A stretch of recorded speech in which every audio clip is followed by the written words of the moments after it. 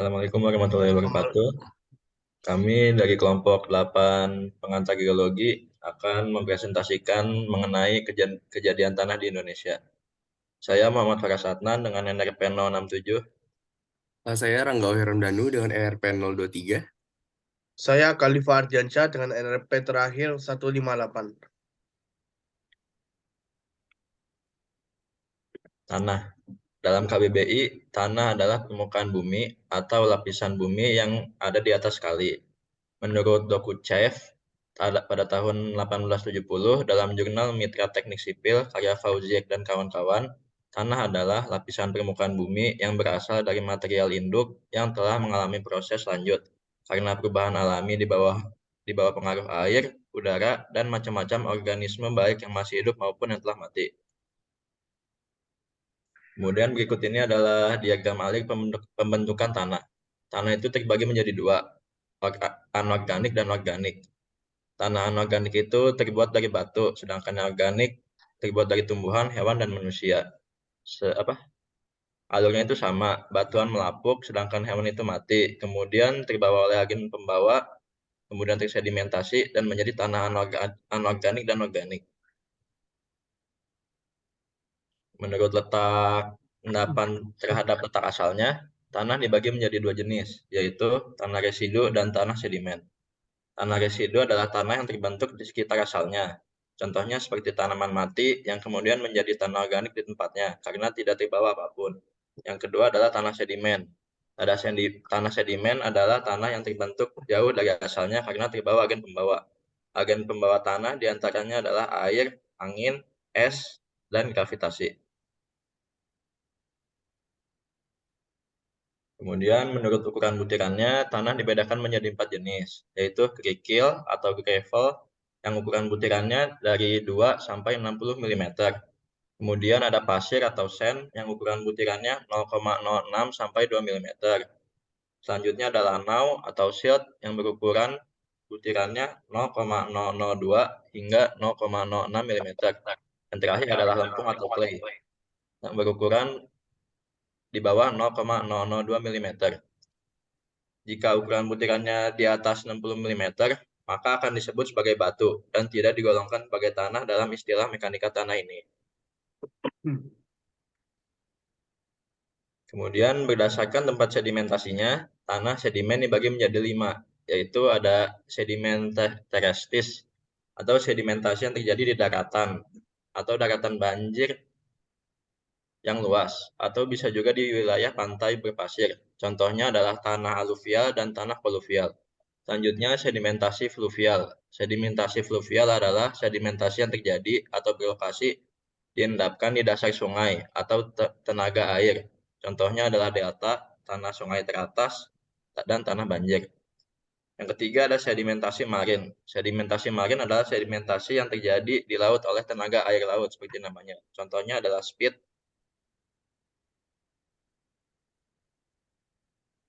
Yang selanjutnya ada sedimentasi limnis. Sedimentasi limnis adalah bagian dari sedimentasi yang terjadi di daerah danau atau rawa-rawa sebagai hasil erosi yang terjadi di danau yang kemudian membentuk struktur endapan. Contoh proses sedimentasi limnis misalnya tanah tuf. Yang terakhir adalah sedimentasi lakustris. Sedimentasi yang terjadi pada dasar danau. Bisa pula dikatakan bahwa endapan lakustris merupakan formasi batuan sedimen yang terbentuk di dasar danau purba. Jenis tanah di Indonesia. Tanah vulkanik sesuai namanya, tanah vulkanik adalah tanah yang berasal dari aktivitas vulkanik. Material yang keluar dari gunung nantinya akan mengalami pelapukan. Hasil pelapukan inilah yang nantinya akan jadi tanah vulkanik. Tanah vulkanik ini sangat subur dan cocok untuk perkebunan maupun pertanian. Ini karena kandungan unsur hara dan mineralnya sangat tinggi. Tanah vulkanik ini tersebar hampir seluruh pulau kita, yakni Pulau Jawa, Bali, Sumatera, dan Sulawesi. Tanah aluvial. Tanah aluvial adalah tanah yang berasal dari proses endapan atau sedimentasi. Sedimentasi yang terjadi bisa terjadi di daerah sungai, danau, bahkan karena air hujan yang menggenang. Umumnya tanah aluvial termasuk tanah yang subur Ini karena unsur hara yang terdapat pada air secara perlahan terserap oleh tanah ini. Di Indonesia, persebaran tanah aluvial ini bisa dibilang cukup merata. Tanah aluvial dapat ditemukan di sekitar Sungai Bengawan Solo atau Jawa, sekitar Sungai Barito dan Kapuas, Kalimantan, dan sekitar Sungai Mamberamo, Papua. Tanah gambut. Tanah gambut adalah tanah yang terbentuk dari sisa-sisa tumbuhan yang setengah membusuk. Dapat ditemukan di daerah rawa dan memiliki tingkat keasaman yang sangat tinggi dan rasa yang buruk dan pada umumnya tidak subur. Tanah gambut berwarna hitam karena tingginya kandungan karbon dari proses pembusukan tanaman. Walaupun tidak subur, tanah gambut masih cocok untuk ditanami beberapa jenis tanaman seperti karet dan kelapa, serta beberapa jenis tanaman palawija. Tanah gambut di Indonesia bisa dijumpai di daerah pantai barat dan selatan Kalimantan, pantai timur Sumatera, dan pantai selatan Papua. Tanah humus adalah tanah yang terbentuk dari tumbuhan yang sudah mengalami pelapukan sempurna. Tanah humus sangat subur dan gembur, serta memiliki kandungan mineral dan zat-hara yang tinggi. Karena tanah humus banyak ditemui di daerah dengan iklim hutan hujan tropis. Persebaran cukup merata di Indonesia. Tanah humus dapat ditemukan di Pulau Jawa, Sumatera, Kalimantan, Jawa, Papua, dan sebagian Sulawesi. Tanah potsol. Tanah potsol adalah tanah yang berasal dari sedimen kuarsa dan terbentuk karena pengaruh suhu yang rendah dan curah hujan yang tinggi. Ciri tanah potsol adalah tanah yang tidak subur dan bertekstur pasir hingga lempung. Tanah potsol miskin unsur hara serta kandungannya sudah tercuci oleh air hujan. Tanah potsol juga memiliki kandungan aluminium dan besi yang tinggi. Tanah potsol ini tersebar di daerah pegunungan Sumatera, Kalimantan, Maluku, Papua, dan Jawa bagian barat. Tanaman yang cocok dengan tanah ini adalah karet, kelapa sawit, jambu, mete, dan kelapa. Tanah aluvial.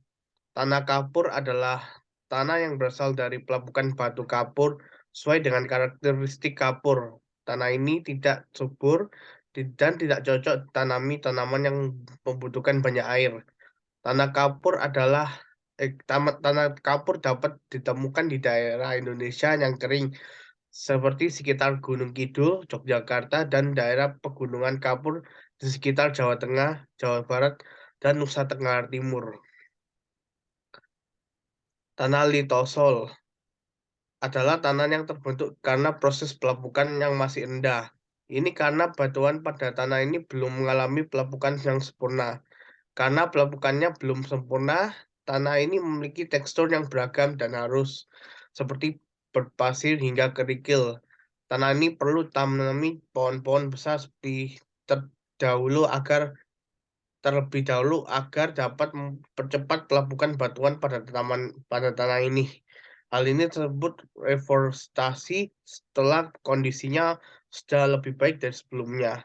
Barulah tanahnya dapat digunakan untuk lebih banyak jenis tanaman. Tanah litosol dapat ditemukan di daerah curam sekitar Jawa Barat, Jawa Tengah, dan NTB. Baik, untuk jenis tanah selanjutnya adalah tanah latosol. Nah, tanah latosol ini adalah tanah yang terbentuk karena pelapukan dengan intensitas tinggi. Nah, tanah ini dapat ditemukan di wilayah dengan iklim hutan hujan tropis, yang mana Indonesia ini bisa dibilang iklimnya juga tropis. Nah, mirip dengan tanah potsol, tanah ini memiliki kandungan besi atau aluminium yang tinggi dan juga mengalami oksidasi. Jadi warnanya itu berwarna agak kemerahan. Nah, karena Indonesia tadi aku bilang memiliki iklim tropis, maka tanah latosol banyak dijumpai di tanah hutan-hutan Indonesia. Nah, tanah latosol ini dapat ditemukan di Pulau Sumatera, Kalimantan, dan sebagian Pulau Jawa. Yang selanjutnya adalah tanah laterit. Nah, tanah laterit ini adalah tanah yang sebelumnya itu dia subur, namun unsur haranya sudah hilang karena larut dan terbawa air hujan. Nah, tanah laterit ini bisa dibilang sebagai tanah latosol yang sudah terbilas hujan. Tanah laterit dapat ditemukan di beberapa daerah seperti daerah Jawa Timur, Jawa Barat, dan juga Kalimantan Barat. Yang selanjutnya tanah mergel.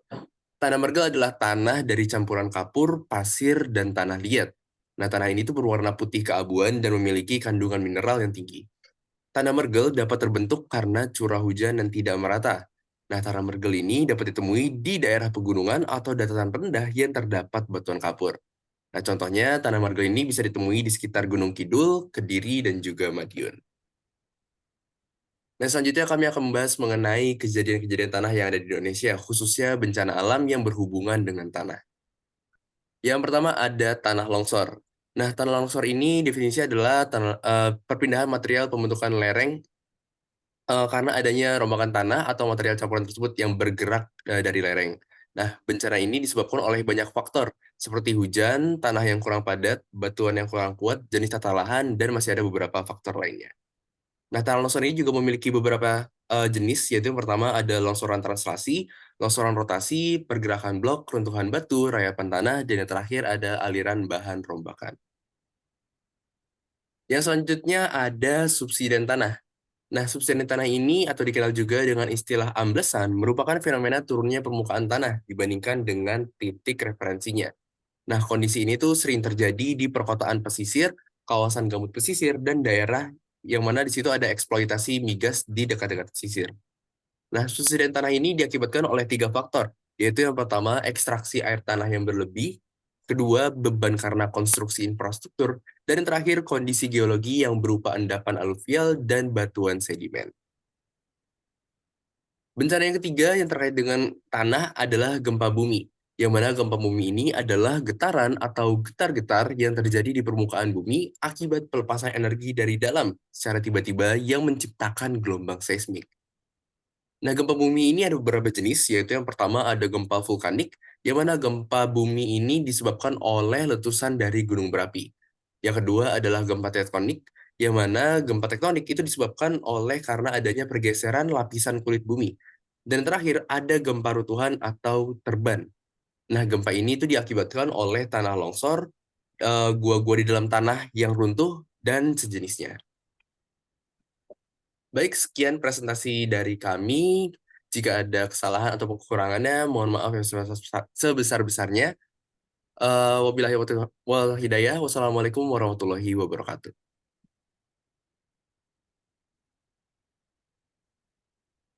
Oke.